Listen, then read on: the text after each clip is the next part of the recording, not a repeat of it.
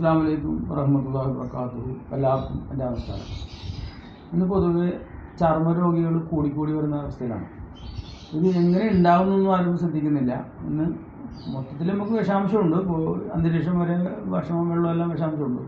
അതുകൂടാതെ തന്നെ പല കാരണങ്ങൾ വേറെയുണ്ട്. ഇത് പൊതുവായിട്ട് ഇപ്പോൾ ശരീരത്തിൽ എവിടെയും ചൊറിച്ചില അല്ലെങ്കിൽ കറുത്ത പാട് എന്തെങ്കിലും കണ്ടിട്ടുണ്ടെങ്കിൽ നമ്മൾ സാധാരണ ഒരു ഡോക്ടറെ ചെല്ലുന്നു. ഡോക്ടർ ആദ്യം ഒരു ഓയിൻമെൻ്റൊക്കെ തരുന്നു. കൂടുതൽ കാണുന്നതല്ല ഇപ്പോൾ അലർജിയിലേക്കാണ് പോകുന്നത്. അലർജിക്കുള്ള ഗുളികയും തരുന്നു. എന്നിട്ട് മാറിയില്ലെങ്കിൽ പിന്നെ രണ്ടാമത് വീണ്ടും ചെല്ലുന്നത്. അപ്പോൾ പിന്നെ അടുത്തത് ആൻറ്റിബയോട്ടിക്കാണ്. അത് കഴിഞ്ഞിട്ട് പിന്നെ അതിനകത്ത് മരുന്നൊന്നുമില്ല, അതോടെ തീർന്നു. ഇപ്പോൾ ആയുർവേദത്തിൽ ചെല്ലണമെങ്കിൽ പിന്നെ ആയുർവേദത്തിൽ നമ്മൾ പറയാറുണ്ട്. അവരാദ്യം ഒരു മരുന്നൊക്കെ തരും. അത് ആദ്യം ടെസ്റ്റ് ഡോസാണ് ഏത് ഡോക്ടർമാരെ തരുന്നത്. അത് ഉപയോഗിച്ച് നോക്കിയിട്ട് കുറച്ച് മാറിയില്ലെങ്കിൽ പിന്നെ പത്യത്തിലുള്ള മരുന്ന് തരും. അതായത് ഈ അമ്ലത്വം കൂടിയിട്ടുള്ള പ്രശ്നമാണ് പിന്നെ വരുന്നത്. അതാണ് അവർക്ക് മനസ്സിലാവും. അത് കാര്യമൊന്നും അവർ പറയില്ല. അമ്ലത്വം കൂടിയിട്ടുള്ള മരുന്നായിരുന്നു. അതായത് നമ്മൾ മത്സ്യമാംസങ്ങൾ വർജിക്കാൻ പറയും, വെജിറ്റേറിയൻ ആകാൻ പറയും. അപ്പോൾ കുറേ വ്യത്യാസം വരും നമുക്ക്. അപ്പോൾ ഇത് ആളുകൾക്ക് അതിൻ്റെ ഒരു അവബോധമില്ല. ഇത് വരുന്നത് എന്തുകൊണ്ടാണെന്നുള്ള അവബോധമില്ല. നമ്മൾക്ക് അപ്പം കാണുന്നതിനൊരു ചികിത്സ ചെയ്യുന്നു മാത്രമേ ഉള്ളൂ. ഇത് നമ്മൾ ഇങ്ങനെ ചികിത്സ ചിലപ്പോൾ ചെയ്താൽ മാറിയാൽ തന്നെ നമുക്കിതിൻ്റെ ബേസിക്കലായിട്ടുള്ള കാര്യങ്ങൾ അറിയാത്തതുകൊണ്ട് ഇത് വലുതായിട്ട് പിന്നീട് വരും. അതാണ് നമ്മൾ മനസ്സിലാക്കേണ്ടത്. ചിലപ്പോൾ ക്യാൻസറായിട്ടായിരിക്കും വരുന്നത്. ഇത് ബോഡിയിൽ വിഷാംശം കൂടിയിട്ട് അമ്ലത്വം കൂടിയിട്ടൊക്കെ വരുന്ന അസുഖങ്ങളാണ്. കാരണം ഇന്ന് മാംസപൂജികളാണ് നമ്മൾ കൂടുതൽ ആളുകളും.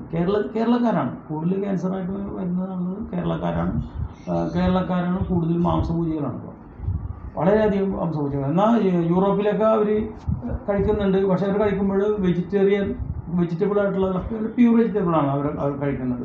അത് നല്ലപോലെ അവർ കഴിക്കും. അതുപോലെ ഫ്രൂട്ട്സ് കഴിക്കും. നമ്മളുടെ പല ആളുകളും ആ വക സാധനമൊന്നും കഴിക്കാറില്ല. മാംസപൂജികൾ മാത്രമായി മാറിയിരിക്കും.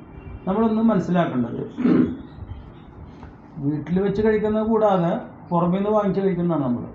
പുറമേ നിന്ന് ഈ വാങ്ങിച്ച് കഴിക്കുന്നതിനകത്ത് പല പ്രശ്നങ്ങളുണ്ട്. ഒരു ജീവിയുടെ ഏറ്റവും അഴുക്കുള്ള ഭാഗം ബ്ലഡാണ്. അപ്പോൾ നമ്മുടെ ബ്ലഡിലെല്ലാം ഡൈജഷൻ കഴിഞ്ഞെല്ലാം അഴുക്കുകളും വരുന്നത് ക്ലീൻ ചെയ്യണത് ലിവറും കിഡ്നിയൊക്കെയാണ്. അത് ഡാമേജ് തീർന്നു, പരിപാടി കഴിഞ്ഞു. അപ്പോൾ ഇതുപോലെ തന്നെയാണ് ഈ നമ്മളിനെ വധിച്ചു കഴിഞ്ഞാൽ, കഴിഞ്ഞാൽ ചില ആളുകൾ ഇതിന് ഞെക്കി പിടിച്ച് കൊല്ലണം, കഴുത്തി പിരിച്ച് കൊല്ലണുണ്ട്. ബ്ലഡ് കോട്ടാവും എൻ്റെ ബോഡിയിൽ, ബ്ലഡ് പോകില്ല. അതുപോലെ തന്നെ ചില ആളുകൾ എടുത്തതാണെങ്കിലും ഇതിൻ്റെ ബ്ലഡ് ശരിക്ക് കഴുകി വെളുപ്പിക്കണം. കംപ്ലീറ്റ് കഴുകി ശുദ്ധിയാക്കി മാത്രമേ ആ ഭക്ഷണം നമുക്ക് കഴിക്കാൻ പറ്റുള്ളൂ. എന്നാൽ അതിനൊരു പരിധിയുണ്ട്. നമ്മളുടെ കാര്യം നമ്മൾ അറിഞ്ഞിരിക്കണം. നമ്മൾ മിശ്ര ബുക്കാണ്. ഈ ശാസ്ത്രങ്ങൾ പലതുണ്ട് ഇവിടെ. ഈ ചികിത്സാ സമ്പ്രദായം പലതുണ്ട്. ഒരു അലോപ്പതി മാത്രമോ അല്ലെങ്കിൽ ആയുർവേദം മാത്രമോ യുനാനി മാത്രമല്ല, ഇഷ്ടംപോലെ ചികിത്സാ രീതികളുണ്ട്.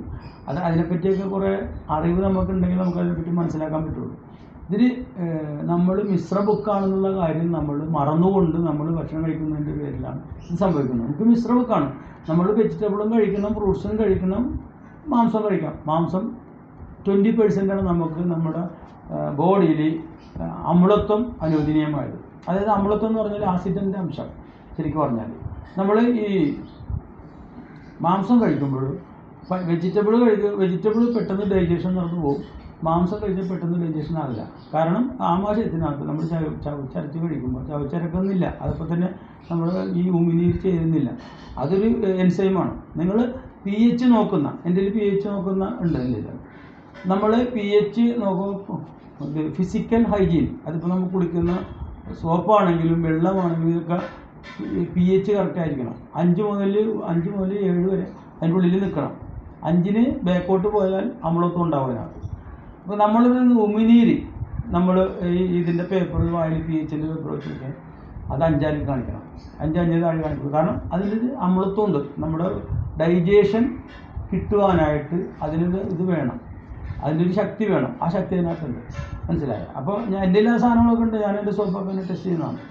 കുടിക്കുന്ന വെള്ളം വരെ ടെസ്റ്റ് ചെയ്തിട്ടുള്ളതാണ്. നമ്മൾ പൈപ്പ് വെള്ളം വരുന്നത് ഞാൻ നോക്കിയപ്പോൾ എനിക്ക് 7 pH കറക്റ്റാണ് കുടിക്കാം. പൈപ്പിൽ വരുന്ന വെള്ളം നമ്മൾ ടാങ്കിലെടുത്തിട്ട് ഞാൻ തിളപ്പിച്ച വെള്ളം കുടിക്കാറില്ല. ഇവിടെ തിളപ്പിക്കാറില്ല, ഞാൻ കുടിക്കാറില്ല. ഞാൻ ആ വെള്ളം കുടിക്കണം.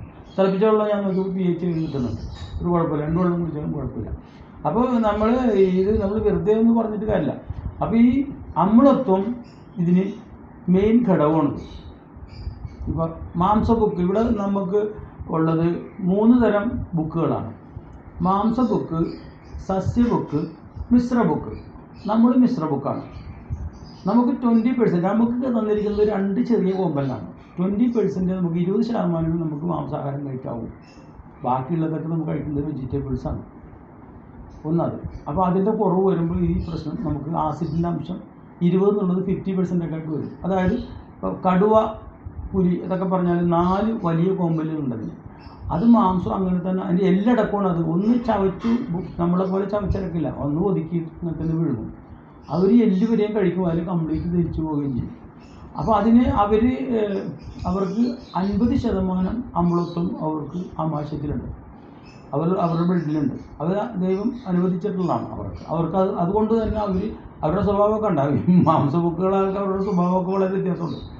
അവരെ സംബന്ധിച്ചിടത്തോളം വെള്ളം നക്കിയേ കുടിക്കുള്ളൂ. സ്വല്പം വെള്ളം കുടിക്കും. കൂടുതൽ വെള്ളം കുടിച്ചിട്ടുണ്ടെങ്കിൽ ഡൈജഷൻ ക്ലിയർ ആവില്ല. മനസ്സിലായി? അത് തന്നെ അവർ മൂത്രം ഒഴിച്ചിട്ടുണ്ടെങ്കിൽ ഭയങ്കര സ്മെല്ലായിരിക്കും, അടുത്ത് നിൽക്കാൻ പറ്റില്ല.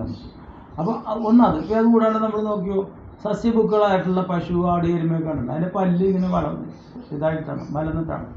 ഈ മലർന്ന പല്ല് കൊണ്ട് അത് നമ്മൾ ചവക്കുന്ന പോലെ അല്ല ചവക്കുന്നത്. അവരിങ്ങനെ തെന്നിച്ചാണ് ചവക്കുന്നത്. നമ്മൾ പോലെ നേരിട്ട് ചവച്ചല്ല ചേർക്കുന്നത്. അപ്പോൾ അതിങ്ങനെ തെന്നിച്ച് അരച്ച് ഒരു മെഷീനിൽ അരക്കുന്ന പോലെയാണ് അത് കഴിക്കുന്നത്. അത് ആദ്യം ചെറിയ ചവ വെച്ചിട്ട് വിഴുങ്ങും, പിന്നെ അത് എവിടെയെങ്കിലും കിടന്നിട്ട് റെസ്റ്റ് എടുത്തുകൊണ്ട് ആ കിടക്കുമ്പോൾ ഉള്ളിൽ നിന്ന് വലിച്ചെടുത്തിട്ട് അപ്പോഴാണ് ശരിക്കും ആട്ടി ചവക്കുന്നത്. നമ്മൾ ശ്രദ്ധിച്ച് നോക്കുക. ഇതുവരെ ശ്രദ്ധിച്ചിട്ടില്ലെങ്കിൽ ശ്രദ്ധിച്ചു. അയവിറക്കുന്നത്, ഭക്ഷണം കഴിക്കുമ്പോൾ ചവക്കുന്നതും അയവിറക്കുമ്പോൾ ചവക്കുന്നതും രണ്ടാണ്. അത് ശരിക്കും ഇങ്ങനെ ചരിച്ചിങ്ങനെ ആട്ടിയാണ് ചവക്കുന്നത്, വളരെ സ്ലോവിൽ.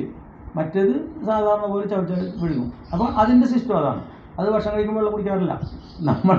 നമ്മളാളെ കുടിക്കും, അപ്പോഴത് കുടിക്കാറില്ല. അതല്ല, ഭക്ഷണത്തിന് ശേഷം ഒരു ഇതിൽ വരുമ്പോൾ മാത്രം, അല്ലെങ്കിൽ വെയിലത്തൊക്കെ കൊണ്ട് കെട്ടിയിട്ട് നല്ല ദാഹമുണ്ടെങ്കിൽ മാത്രമേ വെള്ളം കുടിക്കുകയുള്ളൂ. നമുക്ക് ഇതൊന്നും ബാധകമല്ല. നമ്മളെ പറ്റത്തോളം അവരെക്കാട്ടിയും വിശേഷ ബുദ്ധി നമുക്കുണ്ട്. നമ്മൾ കണ്ടമാനം ഇത് വാങ്ങിച്ച് കഴിക്കണം, അത് ഫ്രൈ ചെയ്ത് കഴിക്കണം, അങ്ങനെ കഴിക്കണം. അപ്പോൾ ഇത് നമ്മളൊന്നിപ്പോൾ മനസ്സിലാക്കേണ്ടത്, വീഡിയോ വലുതാക്കണ്ട, പിന്നെ ഞാൻ പറയാം, ബാക്കിയുള്ള കുറച്ച് പിന്നീട് അടുത്ത വീഡിയോയിൽ പറയാം. അപ്പോൾ നമ്മൾ അമ്ലത്വം കുറക്കണം. നമ്മൾക്ക് മത്സ്യമാംസങ്ങൾ കഴിക്കുവാൻ കുറച്ച് അനുവദനീയമുള്ളൂ. നമ്മുടെ ശരീരത്തിൻ്റെ ഘടന അതാണ്, അത് മനസ്സിലാക്കാം. പക്ഷേ അത് ബാക്കി അടുത്ത് പറയാം. ഓക്കെ.